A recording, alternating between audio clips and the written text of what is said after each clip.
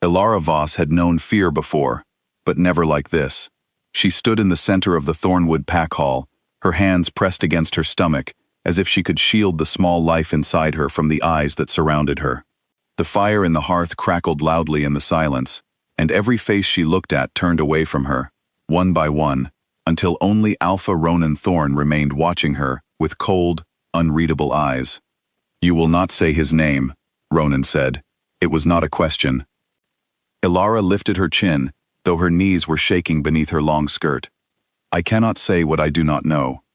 A murmur rippled through the gathered pack members. She heard the word again, the one that had followed her for 3 days now, ever since the pack healer had confirmed what Ilara herself had already begun to suspect. Unclaimed, unmarked, disgraced. An Omega, carrying a pup with no Alpha to claim her, Ronan said, his voice carrying to every corner of the hall. "You bring shame to this pack. You bring shame to your father's memory." "My father is dead," Ilara said quietly. "He is not here to be shamed." "And I am his successor," Ronan snapped. "Which means his honor is mine to protect. And I will not protect a pack that shelters a woman who cannot answer for her own child." Ilara's mother had died when she was young, and her father, the old Alpha, had passed only a year ago, leaving the pack in Ronan's hands. She had no one left to speak for her. She looked around the hall one more time, searching the faces of people she had grown up beside, people she had shared meals with, laughed with, mourned with. Not one of them met her eyes. "Please," she whispered, and hated herself for how small her voice sounded. "It is winter. If you send me out, I will not survive it. My child will not survive it." "Then perhaps you should have thought of that before you disgraced this pack," Ronan said. The words landed like a blow. Ilara pressed her lips together to keep them from trembling. She would not cry in front of these people. She would not give them that. "Take her to the border," Ronan ordered 2 of the pack guards standing near the door. "She is cast out. She is no longer Thornwood." The walk to the border felt endless. The guards did not speak to her, though one of them, a young man named Pell who had once been her friend, would not look at her at all. When they reached the edge of the territory, marked by an old stone wall half buried in snow, they simply stopped and gestured for her to keep walking. "I'm sorry," Pell murmured, so quietly she almost missed it. Ilara said nothing. She stepped over the low wall and kept walking until the trees swallowed the sound of the guards turning back. She did not know how long she walked. The cold worked its way through her cloak, through her dress, into her bones. Snow gathered on her eyelashes and melted against her cheeks, mixing with tears she could no longer hold back. She thought of the child growing inside her, small and unaware of the danger surrounding them both, and she pressed her hand to her stomach again, murmuring words of comfort that felt useless against the howling wind. By the time the sun began to set, her steps had slowed to a stumble. Her body ached with a cold that no longer felt like cold at all, but like something heavier, something that pulled her toward the ground. She caught herself against the trunk of a tree, breathing hard, and looked up to see unfamiliar mountains rising in the distance. She had crossed into land she did not recognize. She did not know if that meant safety or greater danger. She no longer had the strength to care. Her knees buckled. The snow rose up to meet her, soft and cold and strangely gentle, like the world itself had decided to catch her when no one else would. The last thing she heard, before the darkness closed in, was the distant sound of hooves and the low, rolling growl of something large moving through the trees. When Ilara opened her eyes again, she was warm. It took her a long moment to understand that the warmth was real, that she was lying beneath thick furs in a bed far grander than anything she had ever known, in a room with high stone walls and a fire burning steadily in a wide hearth. For a moment, she thought she had died, and this was some strange, comfortable version of the afterlife. Then she felt the ache in her limbs, the dryness in her throat, and she understood she was very much alive. "You are awake." The voice came from near the window, deep and quiet, carrying an authority that made her sit up despite the exhaustion still weighing on her body. A man stood there, tall and broad-shouldered, dressed simply but unmistakably like someone of great importance. His eyes, when they met hers, were a striking pale gold, and there was something in them she could not name. Recognition, perhaps, or disbelief. "Where am I?" Ilara asked, her voice hoarse. You are in my territory, the man said. The northern lands. My hunters found you in the snow 3 days ago. You were close to death. 3 days. Alara's hand flew to her stomach beneath the furs, and relief flooded through her when she felt the familiar, steady warmth of life still there. The child is well, the man said gently, seeming to understand her fear. Our healer has confirmed it. You were fortunate. Thank you, Alara said, for finding me, for saving us. She hesitated. May I ask who you are? Something shifted in his expression, subtle but unmistakable.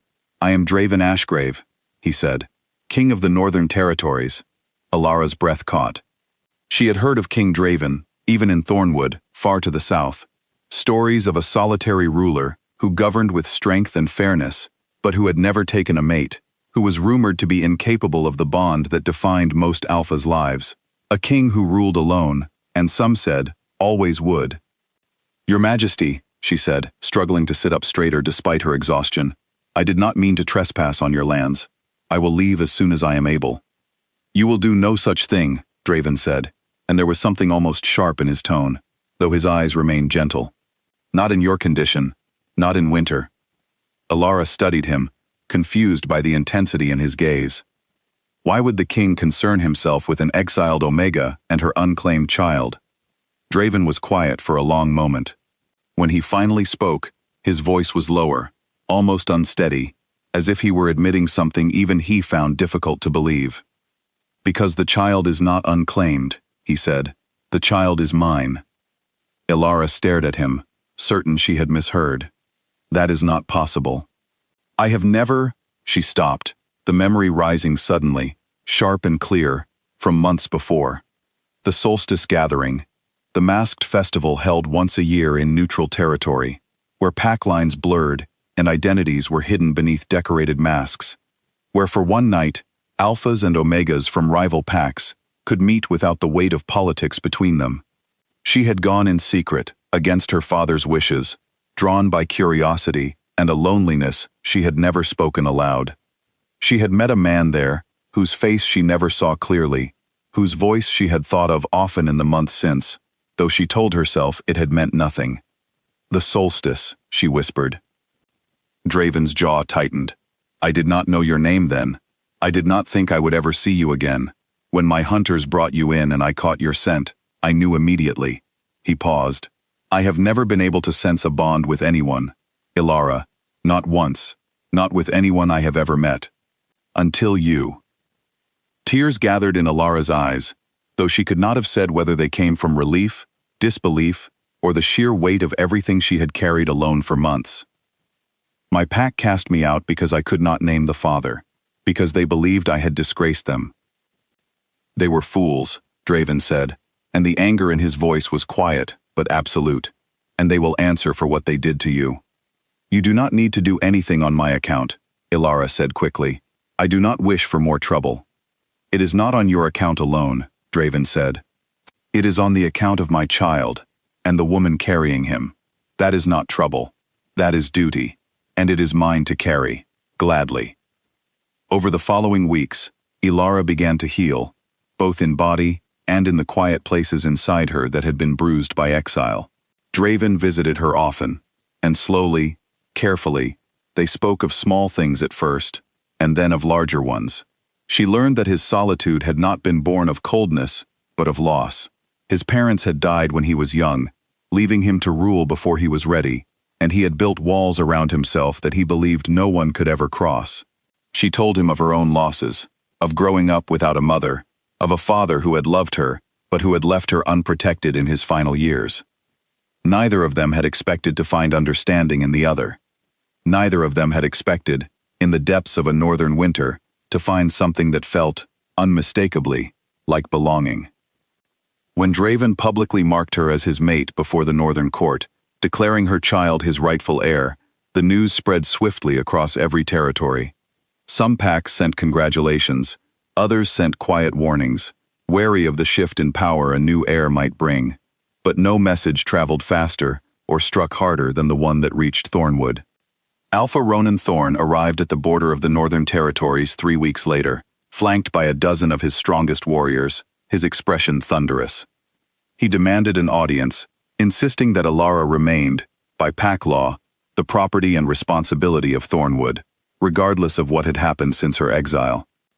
Draven received him in the great hall, seated upon his throne, with Alara at his side, her hand resting protectively over the curve of her stomach, now visibly rounded with the child within. "You cast this woman into the snow to die," Draven said, his voice calm, but carrying a weight that silenced the hall. "You called her a disgrace. You turned your back on your own blood." "She refused to name the father," Ronan said stiffly. "She brought shame upon us." "She carried the heir of the northern throne," Draven said, "and you left her to freeze rather than show her mercy." "That is not a woman who has been disgraced, Ronan Thorn. That is a woman who was failed, completely, by everyone who should have protected her." Ronan's warriors shifted uneasily, sensing the danger in the room, but Ronan himself held his ground. "She belongs to Thornwood by law." "She belongs to no one but herself," Draven said, rising from his throne. "But if you wish to speak of law, then hear this. Under the ancient codes, an alpha who exiles a pregnant omega without cause forfeits his claim to lead. I invoke that code now, before witnesses, and challenge your right to the Thornwood throne." A ripple of shock moved through the hall.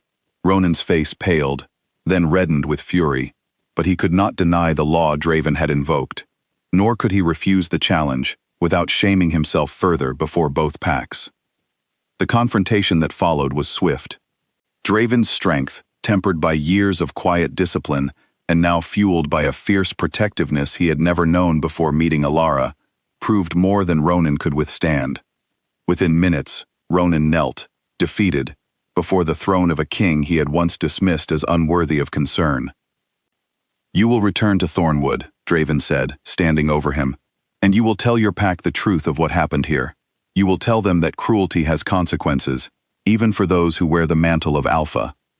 Ronan said nothing, but he bowed his head in defeat, and, with his warriors, departed before nightfall.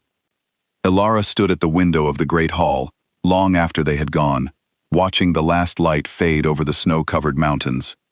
Draven came to stand beside her, and for a while, neither of them spoke. "I never imagined this," Alara said finally. "Not the exile, not any of it." "Nor did I," Draven admitted. "I never imagined I would find someone who could reach past everything I had built to protect myself. And yet here you are." She turned to look at him, and for the first time since that night in the snow, she felt something settle inside her, steady and certain. "Here I am," she agreed softly. Spring arrived early that year in the Northern Territories, and with it came the birth of a healthy son, strong and loud-voiced, with his father's pale gold eyes and his mother's quiet determination, already visible in the set of his small jaw. The Northern Court celebrated for 3 days, and messengers carried word of the new heir to every corner of the shifter world, including, quietly and without ceremony, to Thornwood. Lilara was crowned queen and Luna of the Northern Territories that summer, standing beside Draven as their son slept peacefully in her arms. The woman who had once been cast into the snow, nameless and alone, now stood at the center of a kingdom that had chosen her, fully and without condition. She thought sometimes of that night, of the cold and the fear and the certainty that she and her child would not survive it. But she thought more often of what had come after, of a king who had found her when no one else would look for her, and who had claimed her and their child not out of duty alone, but out of a love neither of them had believed themselves capable of finding. The pack that had cast her out had called her a disgrace. The kingdom that had found her called her queen, and Alara, watching her son grow strong and safe beside the man who had claimed them both forever, knew without doubt which of those names was true.